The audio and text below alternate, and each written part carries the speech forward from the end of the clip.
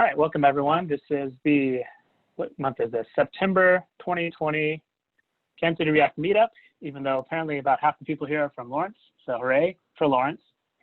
And today, the speaker is me, and I will be talking about Microfrontends. Before I get going, I'll turn it over to Joe Amadian.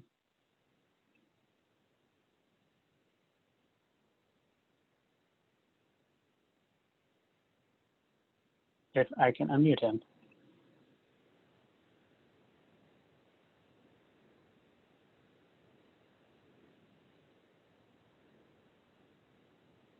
Well, this is going great.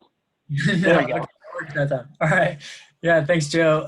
Hey, everybody. Thanks for joining us today. I'm Joe Amadian with Adaptive Solutions Group. We're a local IT staffing company, and would love to connect with all you guys who I haven't. I know I've connected with most of you guys. Obviously, it's an interesting time in the market, so what we're trying to do is just trying to keep our pulse on the market as things change, so we know how to best be a resource, not only for candidates, but for employers out there as well. So I also help out with this React Meetup, help to organize it. So if you're interested in speaking ever, feel free to reach out to me, and we can talk about that. And then at whatever point we end up going back on site, I'm also happy to speak to those who are interested in hosting and bringing some good talent on site. So thanks again for being here, and thanks, Joe, for allowing us to be a part of it. Great. All right, so as I mentioned before, feel free to unmute yourself and ask questions anytime you want. It's kind of being weird today, so if it doesn't give you the option, type a message in the chat if you have a question, and I'll try and periodically look at the chat to make sure that I'm getting all your questions. So I'm going to go ahead and share again. All right. Make sure everything is minimized as much as I can. Great. So let's talk about Microfrontends with SystemJS and SingleSpa.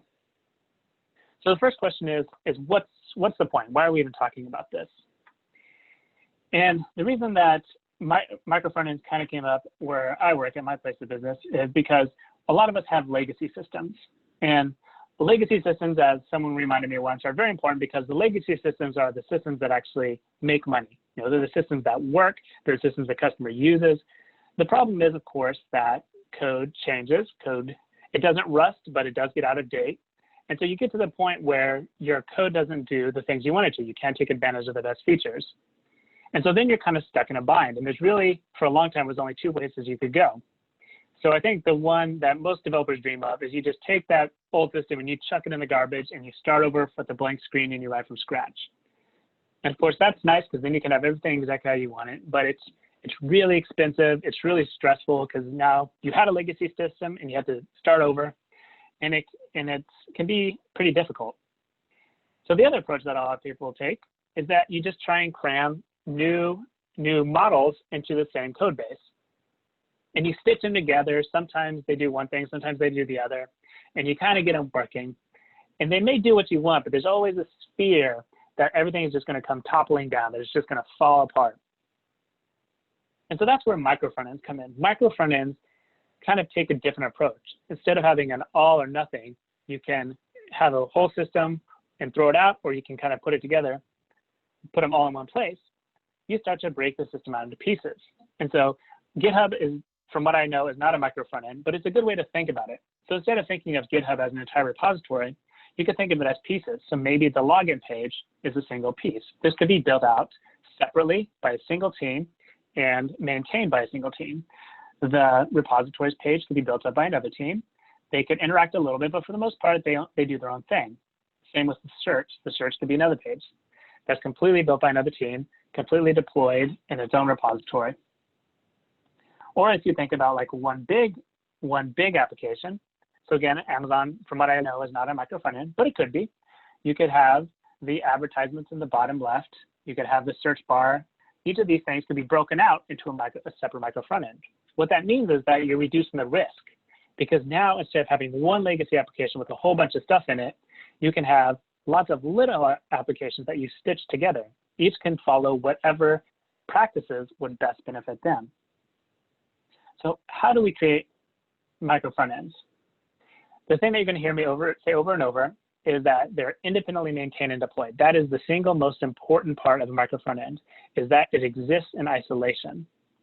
And the other most important part is that they do not duplicate resources. So as I said in the description, I was a skeptic of micro front ends for a very long time. And the reason was because I was concerned that they would overload the user with unnecessary code. So like if you were on a page and you had one part of the page running React, one part of the page running Angular, one part of the page running Svelte, then that's a lot of extra code. And I was worried that it would keep teams from having to make a decision. It would just kind of let them go with their whims. But as you'll see, when you create micro front ends, particularly with SingleSpa and SystemJS, you can prevent a lot of that because you can pull the resources out that are shared and only load them one time.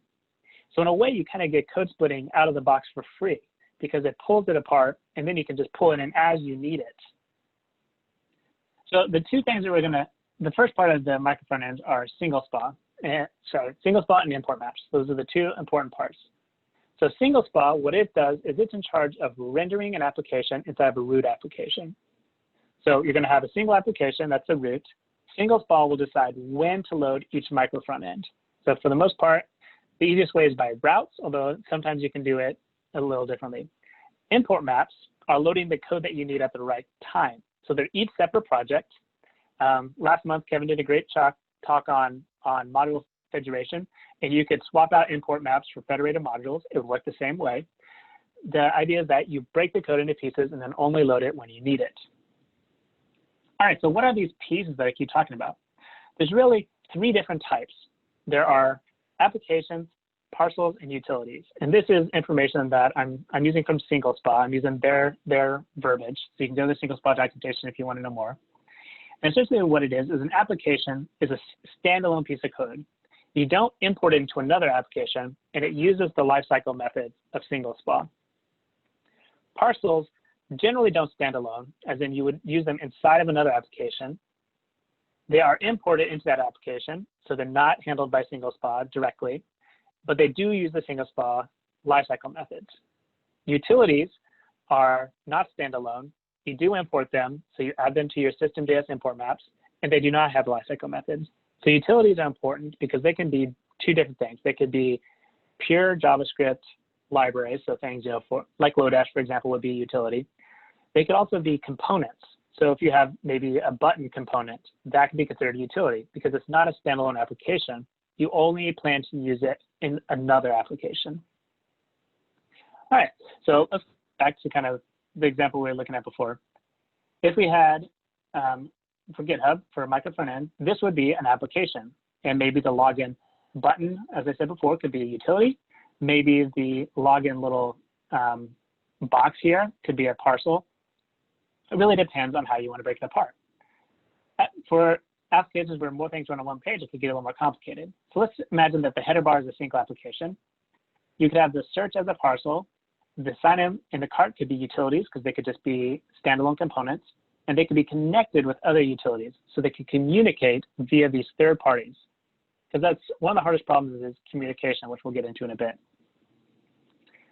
All right, so what we're going to do now is we're going to start by making essentially a little hello world example. And we're just going to go through this and iterate and build it up step by step so you'll get to see each of the parts. So the first part, we're going to start with our import maps. As I mentioned before, import maps are kind of at the base of it because what they do is they break up the code so that you don't have that duplication, so that the user only gets the code they want. So here's the official description. Import maps allow you to build imported code using ES6 syntax without bundling the code during the build. So inside of your application, you would still do import whatever from whatever, but it will not be in that final bundle. All right, so here's a demo. This is going to be a very small HTML page. And notice the script type. Right now, the type is SystemJS import map. Import map is an approved spec, so eventually browsers will handle it natively. In the short term, though, it doesn't work that way, and you'll need a library called SystemJS. So inside that script tag, you have an object. Inside that object, you have an imports. And then the first part of the object, the key is what the name of the import is going to be. So this should map to whatever you're importing inside your code. And the where is where this code is located. And it can live on the same server as the root server, or it can live on a different server. All right. So to implement them, you'll need a little bit of extra tags here. So we need to be able to import SystemJS so we can use that. And then the named exports and import overrides are just some helper utilities to help us import code. So to implement this, we're going to create a application called hello.js. It's going to be really simple. We're going to import Lodash from Lodash. We're going to create an element. We are going to pad the ends of Lodash with some exclamation points, and then we're going to append this to the body. So this is the entirety of the code for this particular micro front end. To roll it up, here's the roll-up config. So it's very minimal. As you can see, we have to roll up as the format as system, and you'll see in a sec what that means. And then you save the input, and rollup handles everything else for you. So after rollup runs the code, this is the generated code. So start up and look at the system.register of Lodash. So that array there is all the arrays of external dependencies. So that says what this code expects to exist in the browser before it runs. And we'll see in a sec what that means. And then from there, it's pretty much the same thing with a little bit of system.js magic. All right, so I'm going to run all these on Docker containers. I'll show you the Docker file just so you can understand what it looks like. For the most part, it's all going to be the same. We're just going to copy over the package stuff, install it, build it, run it on a server, and then each server is going to map to a different port. All right, so let me just show you everything put together. So now we're going to have a SystemJS import maps. We want to import hello world. It's going to run on port 5001. That depends on Lodash, which is we're going to fetch from a CDN. So remember, it's not actually bundled in that final code. It's going to pull it from that CDN. And if you look at the bottom, we're using the SystemJS module, and we're just going to import the hello and run it. Okay, so I already have it up and running. And here's the result. So I'm going to refresh this page and watch the network tab, because this is where things get interesting. All right, so it runs the import. And the part that's interesting is here is where it imports. Let me close this out. Here's where it imports hello. And you can see it starts to import that. And then after it starts to import it, see if I can zoom into the right spot here. There we go. Go away. After it imports it, then it sees it in the Lodash. So it imports Lodash right there. And then, of course, it bootstraps and does all that stuff and renders it out. So far, not super exciting. But what's great here is that this hello world application is completely separate from the Lodash dependencies. So that means this Lodash dependency can exist wherever you want. We can put it in the cloud, we can put it somewhere else, and if other applications need it, it will already be available. All right, demo showed you that. And so import map for this part was just an application utility, but it can include anything. All right, so now we're going to use SingleSpa to actually register and run different applications, microfrontend applications in the same page. So as I mentioned, SingleSpa's main job is registering and displaying the applications. SystemJS's job is cutting the code into pieces. SingleSpa's job is putting those pieces at the right places. All right, so we're going to create an application called Hello React. And I'm generating this using just the regular create React app functionality. It's just going to say, hello world, I'm in React. Here's where things get a little confusing. So we're going to have to override the standard create React app Webpack. And we're going to have to make some changes. The big change is we're going to have to export as SystemJS. We're going to delete the optimization. So that kind of does some code splitting internally. We're getting rid of that because we're doing our own code splitting. And then the other most important part is this config and externals. So this tells Webpack what it should expect to exist outside of the code. So SingleSpa, shared data, which actually we're not going to use yet, React and React DOM are different libraries that we are going to import using our import maps. So we're telling Webpack, don't expect to see these in the final bundle. And then inside of the code, we're going to have to do two things. We're going to set a public path. Sorry, my arrows are a little off here. And what the public path does is this says, where should you look for code relative in this directory? So if you're not careful, it will try and import everything relative to the root server. But by setting the public path, it will import the code relative to the server that the code is running on. And then down here, we're actually running the SingleSpa lifecycle method. So SingleSpa requires that you have 3 lifecycle methods here that it can use to bootstrap, mount, and unmount a component. So it has a nice React library where it does all this for you. Pretty much you just have to say, generate the SingleSpa and then export those different lifecycle methods. And finally, we have the Docker component, or excuse me, the Docker file that's going to do the exact same thing before. It's just going to run it on a new server. And now we're going to update Lodash a little bit. So before this was running, sorry, we're going to update hello.js. Before it was running on every single page. But now we're going to run it only on one page. So we need to tie in those SingleSpa lifecycle methods. So remember, there are 3 methods: bootstrap, mount, and unmount. So to transform this, the first thing we're going to do is we're going to take that code and we're going to add that to a function. So instead of just running when you load the file, you have to actually execute the function. We're going to export a function called mount that calls that element and then returns a promise that is resolved, because SingleSpa is expecting a promise. When we leave, we want to remove the elements by clearing out the document. So we'll create an unmount function that removes the elements, returns a promise. In Bootstrap, we're not doing anything, so we'll just return a promise resolve. Okay, so now we have hello React that is linked into the SingleSpa. We have hello.js that's linked into SingleSpa. And the next step is putting them together. So here's our index.html page. It's as you saw before, with a hello link and the Lodash link. So first thing we're going to do is we're going to add a new script tag, and then we're going to call SingleSpa and we're going to register the application. So this is telling SingleSpa that when we are on the path that starts with React, so /React, then you need to use SystemJS to import hello React. And it will know that it calls it from the import map. And then we add hello React to the import map. It's going to run on localhost 5002, and it depends on React and React DOM, which we are going to get from the CDN. And then we need to register hello, because before it was just running all the time, but now we only want it to run on the index page. All right, so let me just update some code here. So we're in the root application. Here is the code. Let me pull that out. And this is just what I showed, and it's been doing this to me. There we go. This is just what I showed you before. So we have hello React, React DOM, all that fun stuff. And now I'm going to rebuild the root Docker file, Docker image. Okay. All right. So we've got our Docker Compose up and running.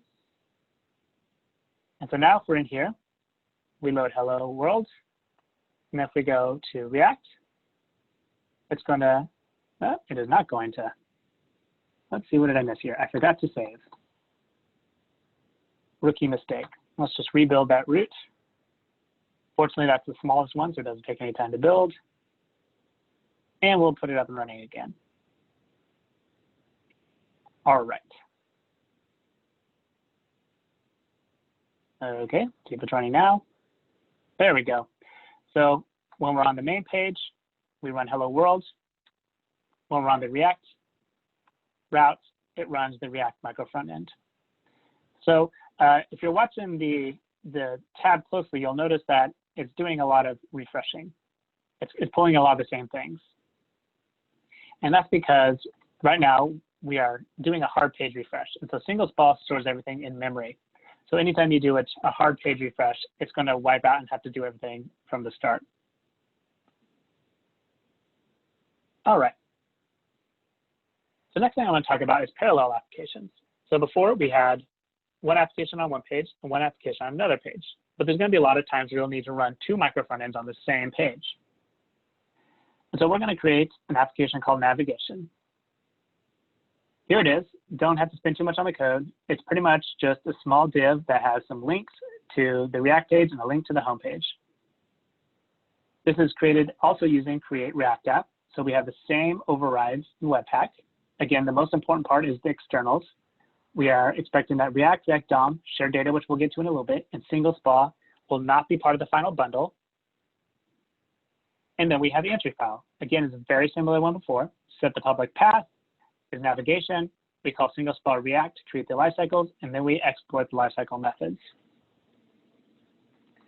Inside of our index.html, we had everything we had before. We're adding navigation to the import map. So this is going to be on a different server. So notice that I'm putting all these on a different server. That's because I want to emphasize how you can deploy these independently. They can also go to the same server, so you can only have them on one server. But you're not restricted to that anymore. You can put them wherever you want. You can start to split them around. And I'll get to some architecture patterns towards the end. So now we are registering hello React. It's on page React. And we're going to run navigation. And for the third argument is when we want to run that. And we're just returning true. So we want that to run on every single page. We don't want it to depend on any particular route. And then we're going to start it. The hello is also running up at the top.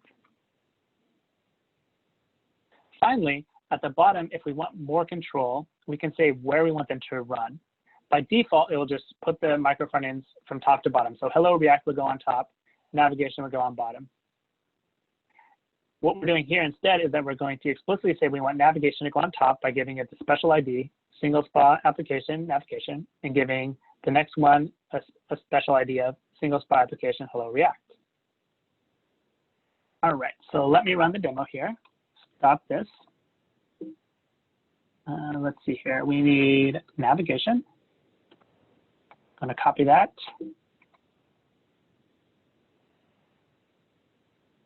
See if we got everything. Okay, so it has my navigation, my hello React. It's pointing to all the right servers. I'm remembering to save this time. And I'm going to build the route and start up the project.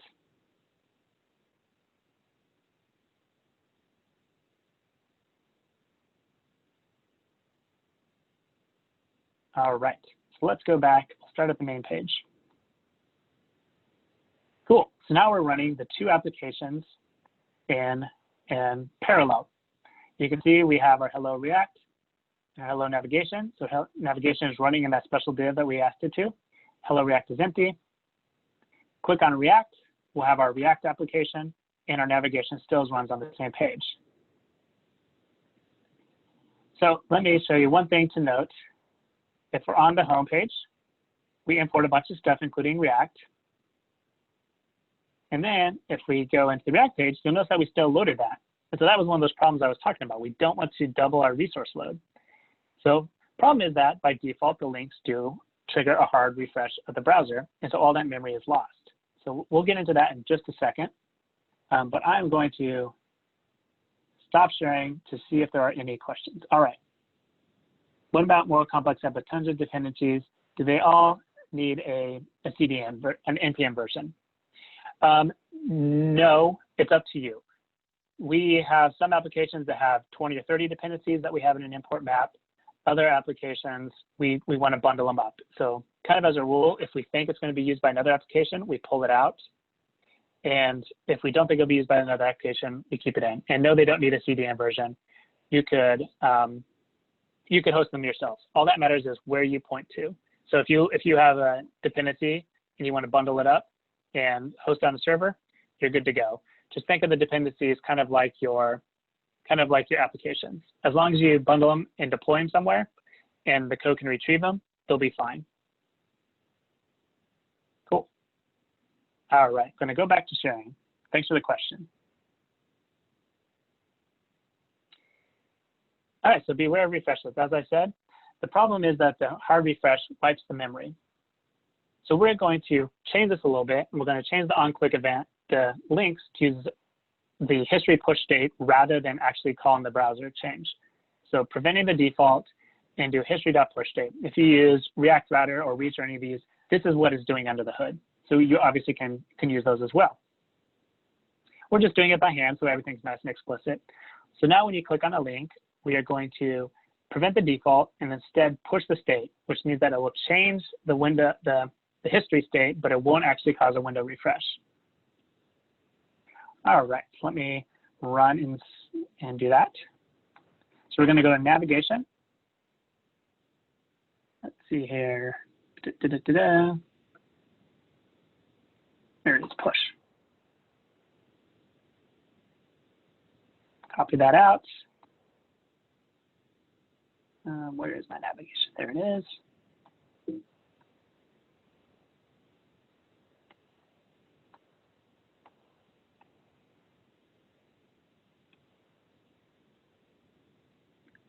Clean up my syntax errors here.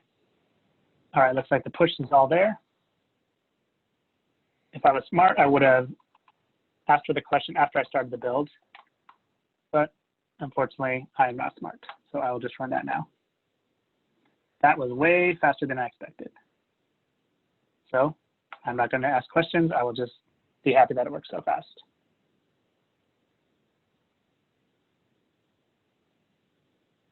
Okay, let's take a look at our example again. Just because I'm skeptical that it worked, I'm just going to check the links real fast. I do not believe this will work, but we'll find out. Oh, it did work. All right. So let's see what's happening here. We do a refresh. Notice that it's loading React. It's loading React DOM. Now when we click on our next page, which also has React dependency, I'm just going to clear this out. All it does is load the application because SystemJS or SingleSpa, and probably SystemJS, is loading that up. It looks like, oh, I remember the problem here. I forgot to update. The hello to your SingleSpa, so that's why it's doubling up there. So let me just do that real fast.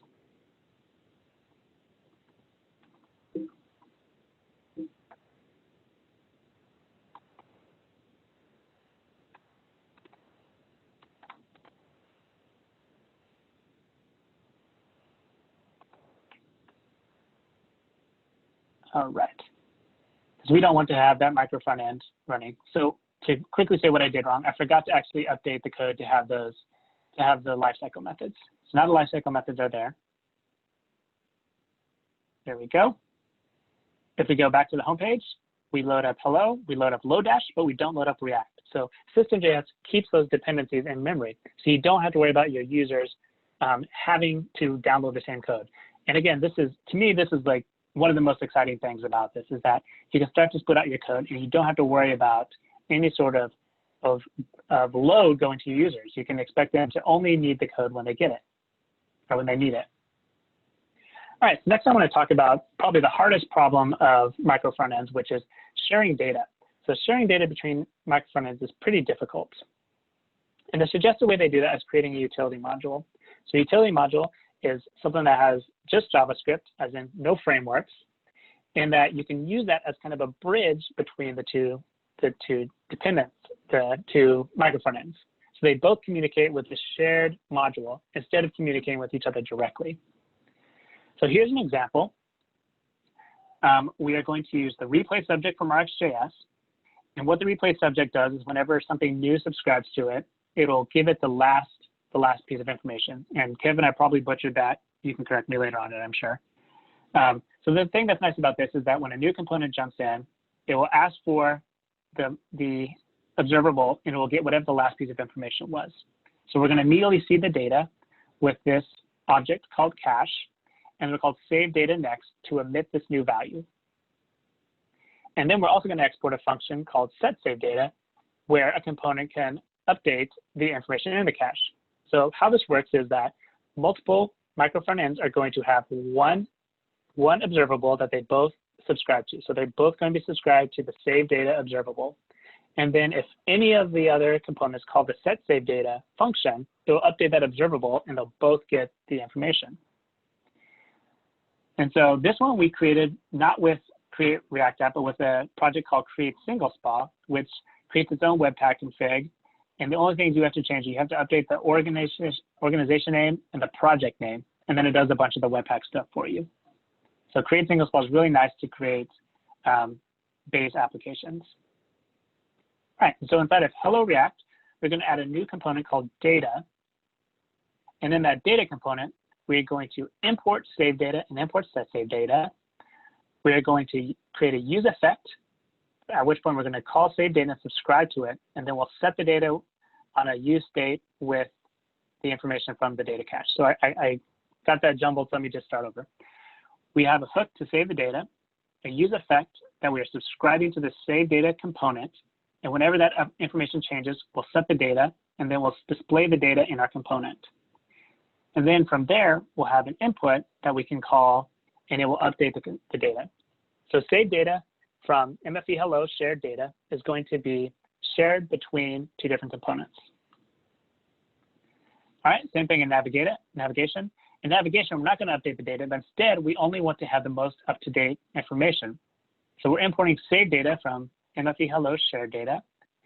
And then we are going to do the same thing where we use an effect to subscribe to it and update the data. And I realized that I didn't do a good job on this example because I should be returning a function that unsubscribed. So pretend I did that. Pretend I returned a function that unsubscribed.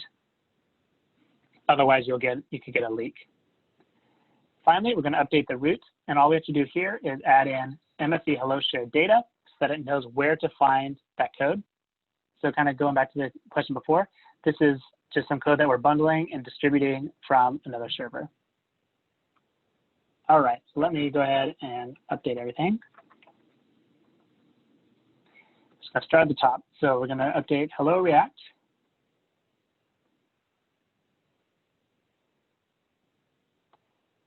Oops. So now we're going to show the data component. Inside of hello, we're not making any changes. Inside of navigation, we are going to open the navigation component and open the shared component. Copy the share because it uses the saved data. Update the application there. Then we're going to open up the root, and we're going to update it with the shared data example that I showed you, which again, all we're really doing there is adding the hello.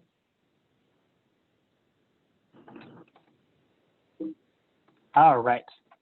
So this is going to be a longer one, so I'm going to start building these, and then I'll go see if there are any other questions.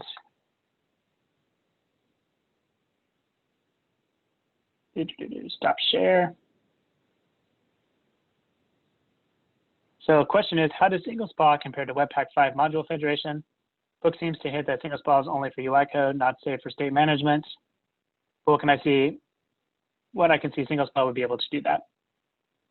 I can't answer that question super well because I'm not very familiar with module federation, but I will say that I would not use NDRX necessarily between them. I'm not quite sure how that would work. I think you generally don't want to do a lot of communication between microfrontends because that breaks down that independently built and maintained part. So if that's a requirement and that's something module federation can handle, maybe that would be better. You could maybe do something where you wrap your root application with a store and then access that store from the different components, but I'm not quite sure how that would work. All right, I'm building up my images here. I think I got them all. Build navigation, hello, and root. So let's run those.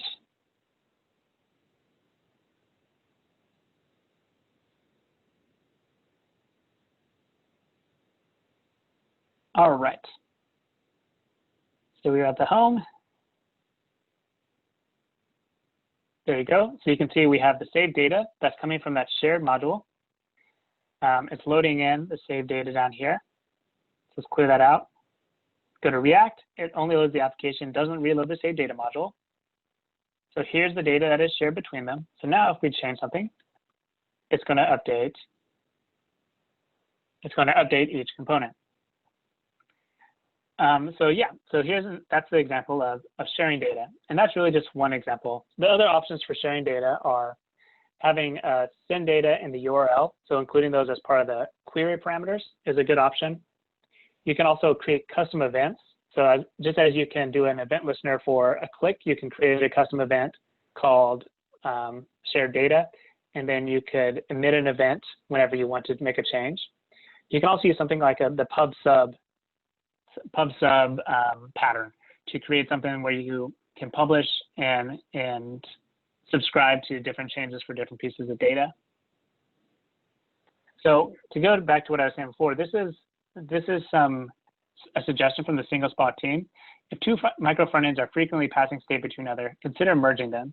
The disadvantages of micro frontends are enhanced when your micro frontends are not isolated modules. So that's why I think it's important to think about how could you make something isolated. If there is information you have to share, try and keep it minimal. So for example, you're going to have to share user information, almost certainly. Every component is going to need that. That's okay to share. Same thing with things like theming or customization. What you don't want to share is you don't want to share information like the accordion is open, the accordion is closed, stuff like that, that another component really shouldn't have to know about. All right, so I'm going to finish up by talking about some architecture patterns. So again, reiterating this, SystemJS is about importing without bundling, and SingleSpa is loading the micro frontends.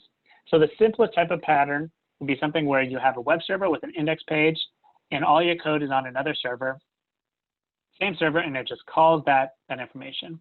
So the import maps all point to a single server. A little more complicated pattern could be something like this, where your import maps live on a different server. That way you can update the import maps on the server. You never have to touch a web server directly. It calls the import map, which is dynamic. And from there, it can import the code. And so this is an example of a team where I work is doing, where they all point to the same gateway, and then it divides out, but each micro frontend still lives on another server.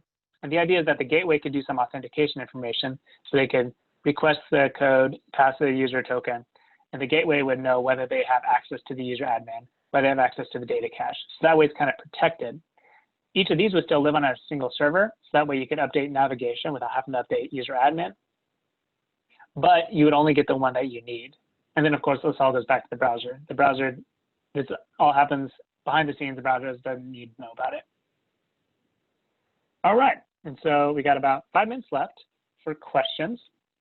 So I'm gonna go ahead and stop sharing again. And looks like Kevin jumped in there.